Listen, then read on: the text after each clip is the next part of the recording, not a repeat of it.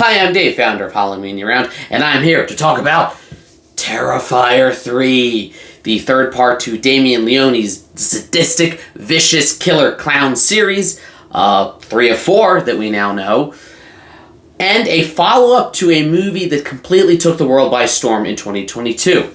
So, first and foremost, I am going to be getting into some major spoilers. So if you have not seen Terrifier 3 yet, or you don't want it spoiled, please click away, go see the movie, and then come back.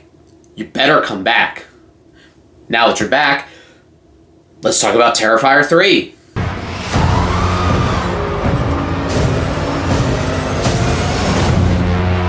Let me be clear. I don't dislike this movie, despite what the title of this video says, and despite my written review that said it was weak on plot. I don't hate Terrifier 3. I don't even dislike Terrifier 3. I love Art the Clown, and I genuinely love all 3 of these movies. That being said, yes, it is my least favorite of the 3 movies, but I still love them all, and I'm still not saying that it's a bad movie, because I judge a movie based on what its objective is. And let me tell you, this movie's objective is to go that extra mile, is to cross those taboo lines that are not meant to be crossed, is to go that far. So, real quick, let's recap.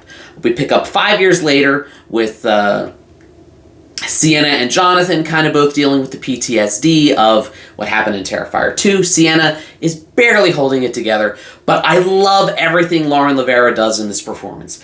The way that she portrays realistically what a person would go through having dealt with all that, and how it's difficult for her, how moving in with her aunt and uncle and her little cousin, it's a challenge, and even for like their family, they're not sure if it's a good idea. It's messy and uncomfortable, but it's realistic, and I love the way she portrays this character. She's not like yes, Sienna is a superhero basically, but I've always loved how relatable she is, and how, like, even in the end when she's fighting Art, clearly she's scared, she's terrified, no pun intended, but she faces him anyway, and that, I think, just makes her all the more heroic. And then, like what they did, I can't talk, like with what they did with Jonathan, kind of trying to bury it, and then it all kind of comes back up to the surface.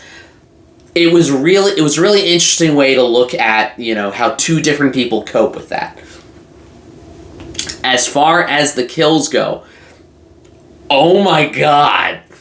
Can we talk about the opening scene where Art hacks a child to death in his bed? But oh, it's okay because he let the little girl live? Can we talk about the fact that Art basically pulls like a terrorist attack in the mall and blows up 5 people, including children looking for toys for Christmas?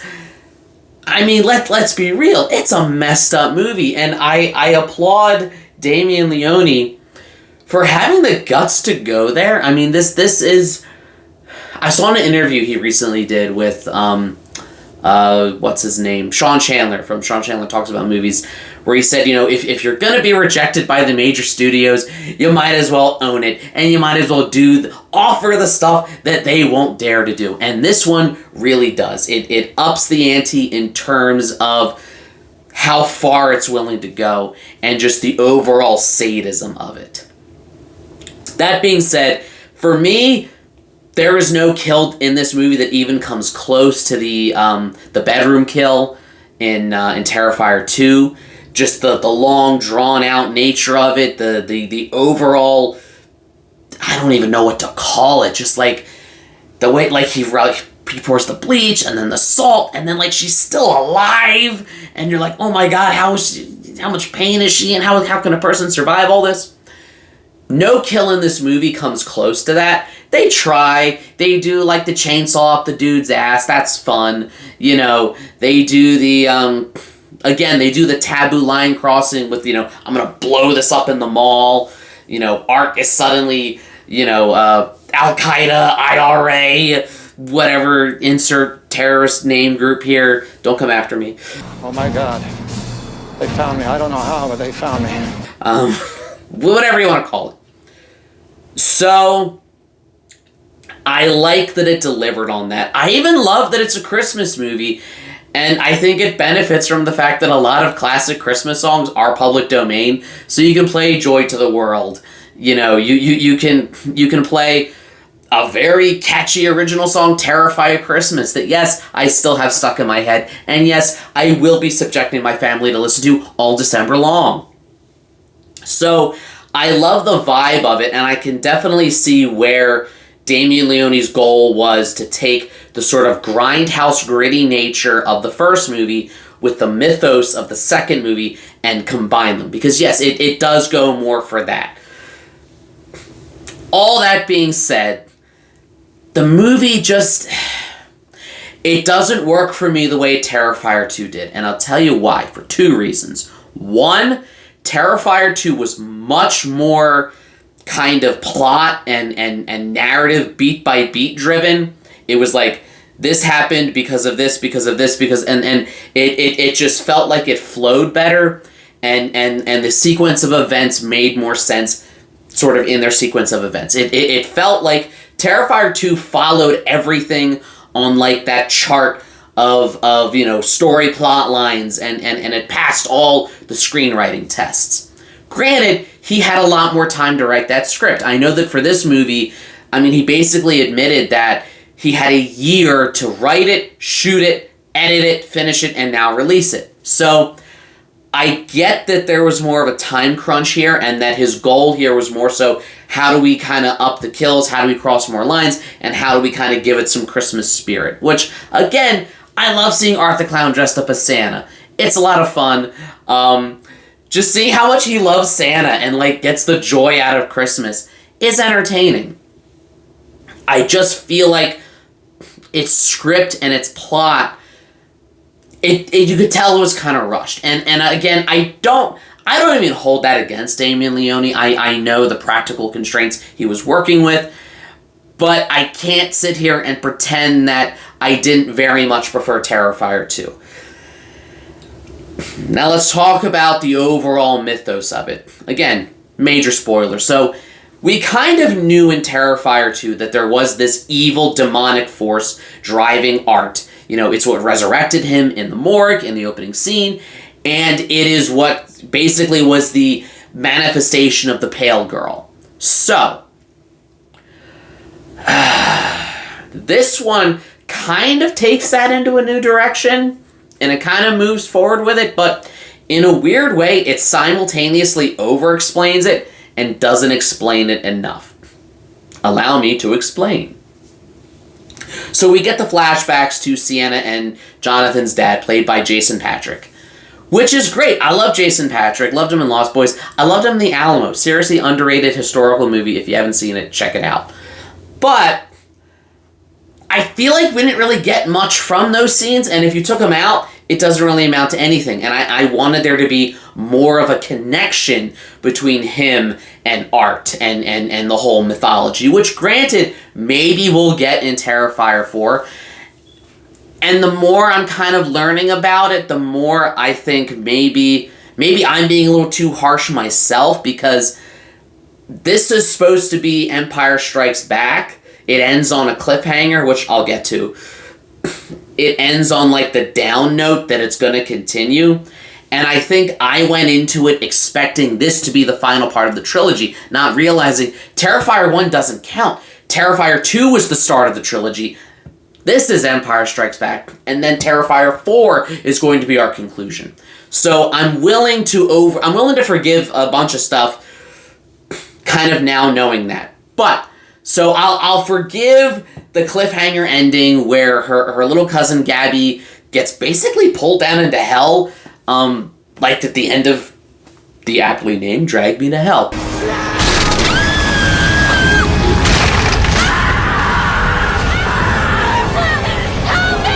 Not quite that graphic, but still. And she's got to go rescue her. It's the sort of cliche of the, when you know you're going to do another part, a character must get lost to the end of the movie so that the first act of the next movie can be them going to find them. They did it with Han Solo in Empire Strikes Back. They did it with Doc Brown in Back to the Future Part 2. They did it with Captain Jack Sparrow in Pirates of the Caribbean, The Dead Man's Chest. And they did it with Neo in The Matrix Reloaded. And now they're doing it with her little cousin Gabby in Terrifier 3. That was like, sorry, I have an IMDb app in my brain. So, I'm willing to forgive that and not take issue with it, now knowing that this was always meant to continue the story. So, I'm cool with that. I'm fine with that. What I'm not fine with is the battle between Sienna and Art and I guess Victoria, or the possessed Victoria, is that number one, it's far less climactic than her fight with Art in Terrifier 2. And number two, I'm not that big a fan of possessed Victoria. Now, I understand and acknowledge that you couldn't bring the pale girl back because Amelie McLean, she's a lovely person. We met her at a convention, and my daughters were like dancing with her at her table. It was really, really adorable. But she's growing. She was a kid, and she's growing up. And when you're a kid, 2 years is like a decade. Like, you very visibly get taller and older. So I get that, like, she would not look the same, and that a little ghost girl should not age. So I get the practicality of why they couldn't use her. But I wasn't that big a fan of possessed Victoria. I was kind of on the fence in the beginning when they're kind of doing like this funny like marriage story thing where they're like almost like their husband and wife. I do genuinely love the kind of I don't know what the word is, thematic trolling that is Art literally just sat there in the chair like Billy from Black Christmas for 5 years.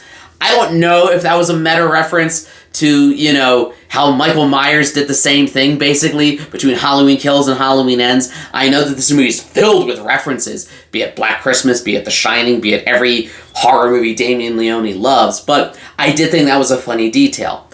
Where I'm not on board with possessed Victoria is she talks way too much, and she, like, over-explains to the point that it kind of ruins the mystery. I think that the mythology worked better in the second movie because even though it was obvious, the movie or the characters never came out and specifically told us. And here they did. But they don't, it's like they come out and they tell, don't show. Meanwhile, the flashbacks to her dad amount to nothing. And it's like, well, if you were going to do that, can you explain the rest of it? Because all you did was come out and reveal what we already knew from Terrifier 2. So if you were going to come out and reveal something, why not reveal something we didn't know? We already know that there's a demonic force that, you know, brought Art back. We already know that Sienna is driven by a supernatural good and that she's basically an angel and the magic sword is the only weapon to defeat them. But it just... because it doesn't add anything new to the mythology, and it comes out and tells us what we already assumed about it in the last movie, it makes the entire climax just seem like a pale imitation of Terrifier 2. Now, again, it has some great moments, like Art with the chainsaw versus Sienna with the sword. That was a cool change-up. That was cool. That was different. But it doesn't reach that same level that Terrifier 2 does, and I think no matter what happens with Terrifier 4, 2 is probably always going to be my favorite, and it's okay if it is. Again, I don't dislike any of these movies. I love these movies. I just love some of them more than other ones. And it kind of annoyed me that for everything we've seen Jonathan go through, they went and killed him off screen. So unless that's like a trick, and that wasn't really him, and they're going to reveal it later, which also would kind of frustrate me because I hate fake-out deaths, but I felt like Jonathan, the character, deserved better. And I think that a gruesome, over-the-top death scene for him kind of would have been at home with everything else this movie was doing. It was just kind of irritating that, oh, you killed him off screen. Okay. So, objectively, no, not everything works. But, I mean, let's be honest. Why are you going to see this movie? If you're a sick, sadistic freak like me, you're going to see this movie for the over-the-top gore, the creative kills, for the fact that they got the makeup artist who worked on Passion of the Christ, who apparently designed the crown of thorns for Jesus in that movie, and the crown of thorns that Sienna wears in this movie. Which, by the way, again, they're not coming out and saying she's an angel or she's like a warrior of God, but, like, could they get any more on the nose than the crown of thorns?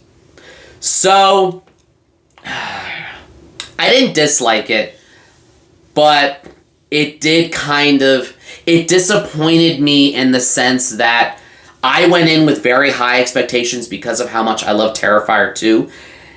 And I think if I had gone in with the same expectations I went into Terrifier 2 with, which was just the first one, was, oh, that was a cool movie, let's see what they do with the next one, I probably would have liked it more, and that's kind of more my baggage. But you know what? These are just my thoughts, these are just my opinions, and I would love to hear yours. What did you think of Terrifier 3? How did it measure up to the ones that came before? Did you like it better than 2? Did you like 2 better? Why? Please let me know in the comments. Like, share, subscribe, all the YouTube stuff.